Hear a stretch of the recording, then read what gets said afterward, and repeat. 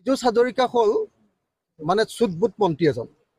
বানপানী হ'লেও একদম সাংঘাতিক চুটবুটত আহি দুটা ফটো ছেশ্যন কৰিলে, গহীন গহীন দুটামান কথা ক'লে, একদম অহংকাৰৰ চূড়াত উঠি সাধাৰণ মানুহবিলাকক তেওঁলোকৰ প্ৰজা বুলি ভাবি, তেওঁলোকে নিজকে ৰজা বুলি ভাবি ফটো ছেশ্যন দুটামান কৰিলে। এইটোৱে হ'ল মন্ত্ৰী পীযুষ হাজৰিকাৰ কাম। এই মুহূৰ্তত পীযুষ হাজৰিকা ডাঙৰীয়াই অখিল গগৈক আক্ৰমণ কৰা উচিত নে এই মুহূৰ্তত পীযুষ হাজৰিকা ডাঙৰীয়াই অসমৰ মুখ্যমন্ত্ৰীক লগত লৈ কেন্দ্ৰীয় চৰকাৰৰ পৰা অসমৰ কাৰণে অধিক ধন, বানপানী আৰু গৰাখহনীয়াৰ পৰা মুক্ত কৰিবৰ কাৰণে অধিক ধন অনাৰ ব্যৱস্থা কৰাটো দৰকাৰ। মইতো এটাহে দাবী কৰিছিলোঁ যে অসমৰ বানপানী সমস্যাক লৈ বিশেষ অধিৱেশন অনুষ্ঠিত হ'ব লাগে। এইটো মই বেয়া কথা কৈছোঁ নেকি আপোনালোকে কওক। অসম বিধানসভাত যদি বিশেষ অধিৱেশন বানপানীক লৈ নহয়, তেতিয়াহ'লে কিহক লৈ বিশেষ অধিৱেশন হ'ব?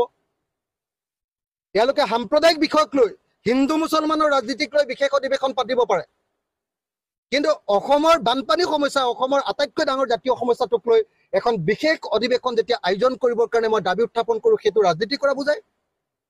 এইটো এজন ৱাটাৰ ৰিচোৰ্চ মিনিষ্টাৰৰ দৃষ্টিভংগী। তাৰমানে তেওঁ ৱাটাৰ ৰিচোৰ্চটোক মানে সঠিকভাৱে চলাবলৈ তেওঁ মন নাই। এইটোক লৈ কেৱল পলিটিক্স কৰাৰ মন, এইটোক লৈ অখিল গগৈক গালি পৰাৰ কেৱল মন, এইটোক লৈ বিৰোধী কংগ্ৰেছ বিজেপি কৰাৰ মন, এইটোক লৈ বিজেপি ৰাইজৰ দল কৰাৰ মন তেওঁ।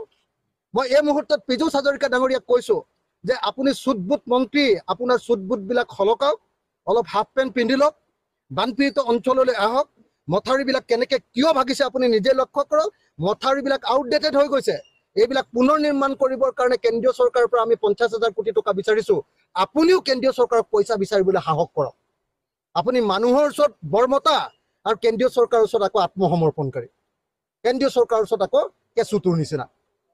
গতিকে এই মুহূৰ্তত মই পীযুষ হাজৰিকা ডাঙৰীয়াক ৰাজনীতি নকৰি পীযুষ হাজৰিকা ডাঙৰীয়াক ভাঙি পৰা মথাউৰিবিলাক নিৰ্মাণ কৰিবৰ কাৰণে আৰু দুৰ্বল মথাউৰিবিলাক সবল কৰিবৰ কাৰণে বিহিত ব্যৱস্থা গ্ৰহণ কৰিবৰ কাৰণে আৰু তাৰ কাৰণে কেন্দ্ৰীয় চৰকাৰৰ পৰা পইচা আদায় কৰিবৰ কাৰণে এই মুহূৰ্তত মই তেওঁক আহ্বান জনাইছোঁ।